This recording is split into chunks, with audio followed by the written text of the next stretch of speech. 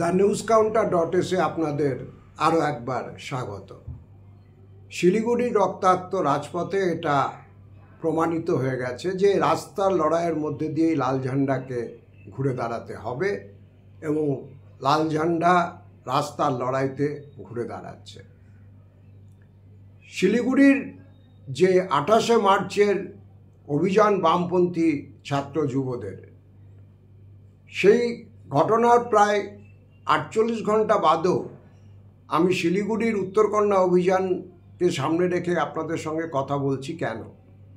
এই প্রশ্নের উত্তর খুঁজতে গেলে একটা জিনিস মাথায় রাখতে হবে যে ক্রুশিয়াল জাংচারে বামপন্থী ছাত্র যুবরা উত্তরকন্যা অভিযান সংগঠিত করেছে হাজার হাজার ছাত্র যুবককে জড়ো করে মানুষের রুটি রুজি হকের কথা বলতে। সেই সময় গোটা উত্তরবঙ্গ জুড়ে সাম্প্রদায়িকতার একটা বীজ বাষ্প ছড়ানোর চেষ্টা চলছিল এবং চলছে।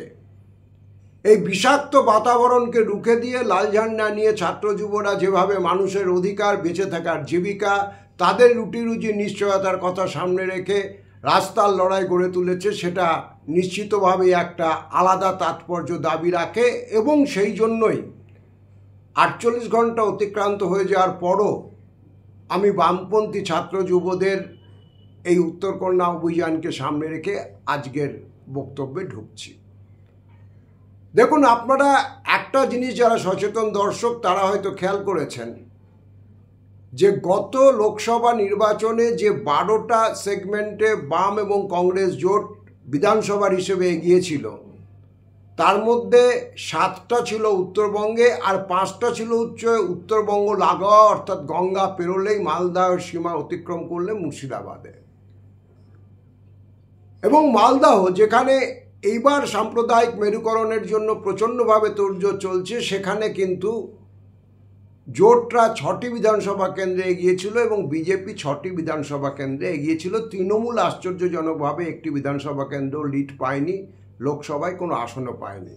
ওখানে 2টি লোকসভা আসনের মধ্যে একটি পেয়েছিল কংগ্রেস এবং একটি পেয়েছিল বিজেপি।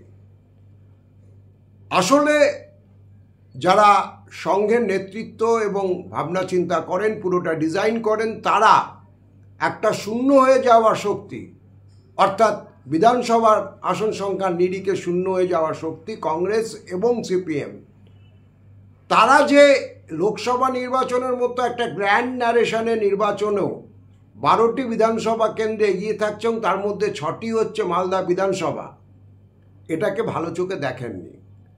কারণ হিসেবটা খুব পরিষ্কার যে আরএসএসের হাতে এখনো সময় আছে তৃণমূলের সম্পূর্ণ পতন এবং নিশ্চিহ্ন হয়ে যাওয়ার জন্য অপেক্ষা করবার। তারা আরও 1টা বা 2টো দশক অপেক্ষা করতে রাজি আছে। কিন্তু তাদের মূল যে রাজনৈতিক শক্তি, অর্থাৎ কংগ্রেস এবং বামপন্থীরা, যারা মতাদর্শগতভাবে কখনোই বিজেপির কাছে সারেন্ডার করবে না, সেই শক্তির আশঙ্কা উত্থানে উত্তরবঙ্গে, যেখানে বামপন্থীরা তো বিশেষভাবে দুর্বল, এটা তারা ভালো চোখে দেখেননি। আর একটা জিনিস হয়তো আপনারা খেয়াল করেছেন যে মোহন ভাগবত, যিনি কুম্ভমেলায় যাওয়ার সময় পাননি, যেটা নাকি 144 না 244 বছর বাদে হচ্ছিল, কিন্তু মোহন ভাগবত নিঃশব্দে 10টা দিন বর্ধমানে এসে বসেছিলেন তার সংঘের রাজ্যের যে বৈঠক সেটা পরিচালনা করবার জন্য। বর্ধমান কেন? কারণ বর্ধমানেও আর একটা ইন্টারেস্টিং ঘটনা ঘটেছিল। ভাগবত শুধু বর্ধমানের জন্য নীলনকশা তৈরি করেছেন আমি এটা বলছি না, কিন্তু বর্ধমানকে বেছে নেওয়ার কারণটা একটা, ট্র্যাডিশনালি আরএসএসের যে পুরনো ভিত্তি, বিশ্ব হিন্দু পরিষদের পুরনো ভিত্তি, সেটা মুর্শিদাবাদ।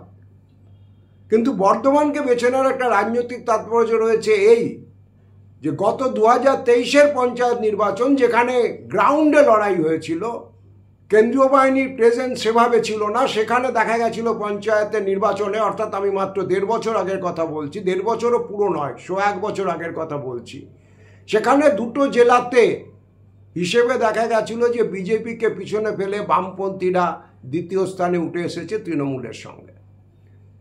এবং এবারের লোকসভা নির্বাচনেও বর্ধমানের 2টো জেলাতেই প্রায় 10% ভোট ধরে রাখতে পেরেছে বামপন্থী প্রার্থীরা। স্বাভাবিকভাবে আরএসএসের যে হিসেব সেটা তারা কোথাও কোথাও গোলমাল হওয়া শুরু হয়েছিল, এটা টের পেয়েছিলেন। এবং আজকের পশ্চিমবঙ্গের অবস্থা দেখছেন যে সাম্প্রতিক যে বড় আন্দোলনগুলো, যেটা আরজিকরকে কেন্দ্র করে ঘটেছে, যেটা যাদবপুরকে কেন্দ্র করে ঘটেছে, সেখানে বিজেপি তথা আরএসএসের অবস্থান কার্যত রাজ্য সরকারের পক্ষে গিয়েছে। আরজিকরে যদিও বা কিছুটা একটা আড়াল আড্ডাল ছিল, শুভেন্দু একটা নামকহস্তে নবান্ন অভিযান ডেকেছিলেন।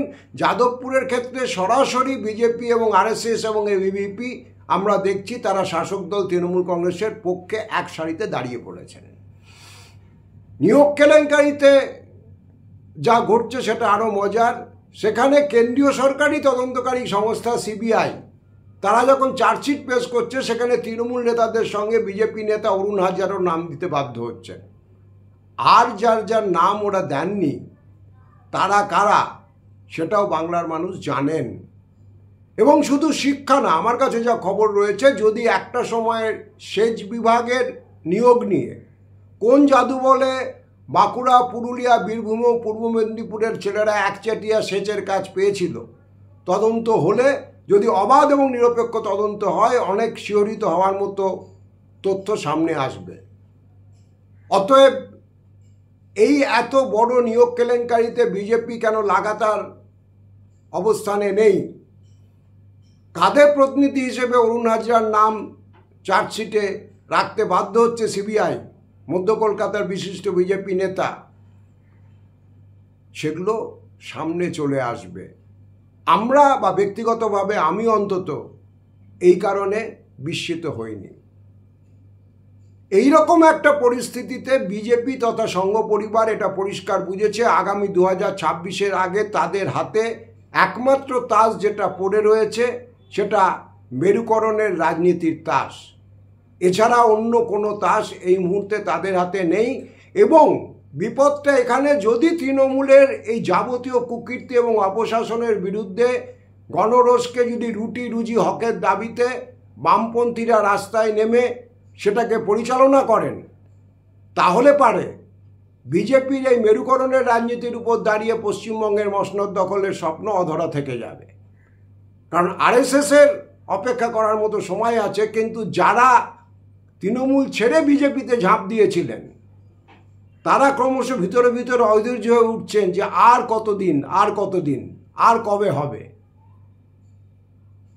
এইটা করতে গিয়ে তারা যেটা শেষ পর্যন্ত করেছেন সেটা পশ্চিমবঙ্গে যে সোশ্যাল ফেব্রিক্স, আমাদের পশ্চিমবঙ্গের যে সামাজিক একটা গঠন, এখানকার যে সম্প্রীতির উত্তরাধিকার, সেটাকে তারা ধ্বংস করতে পরিষ্কারভাবে নেমেছেন।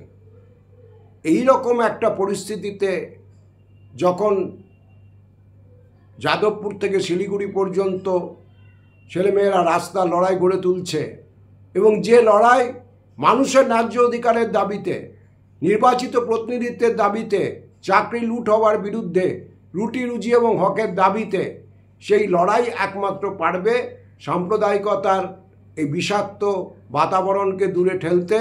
সেই লড়াই পারবে একটা বিকল্প শাসনের সম্ভাবনা তৈরি করতে, যেখানে মানুষের কাজের স্থায়িত্ব থাকবে, যেখানে অন্তত সরকারে শ্রমবিধির নতুন যে শ্রমকোড লাগু হতে চলেছে, যেখানে মানুষের জীবিকার বেসিক শর্তগুলোই লঙ্ঘিত, সেগুলোর পক্ষে দাঁড়ানো, যেখানে বর্গাদারকে উচ্ছেদ করার যে প্রবণতা, নতুন ট্রেন্ড শুরু হয়েছে, সেটাকে রোকা যাবে, যেখানে সাধারণ ছেলেমেয়েরা অন্তত একটা সান্ত্বনা থাকবে যে আমি পরীক্ষা পাশ করে বেরোলে এসএসসি হোক, কলেজ সার্ভিস কমিশন হোক, যে চাকরির পরীক্ষা হবে সেখানে ন্যূনতম একটা স্বচ্ছতা থাকবে।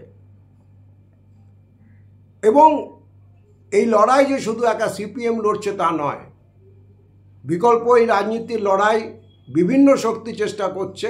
আজকে আমি যখন প্রোগ্রাম করছি, আর কিছুক্ষণ বাদে শিলিগুড়িতে একটা নাগরিক কনভেনশন হবে, ব্রড বেসড নাগরিক কনভেনশন, যারও মূল দাবি হচ্ছে উত্তরের চা বাগানকে লুট করা ঠেকানো, বেপরোয়া যে নগরায়ন এবং সিন্ডিকেটের রাজত্ব চলছে তাকে প্রতিহত করা, এবং উত্তরবঙ্গের সার্বিক উন্নয়নের দাবিতে ভিন্ন ধারার বামপন্থী মানুষজন শিলিগুড়ির এই নাগরিক কনভেনশনের ডাক দিয়েছে।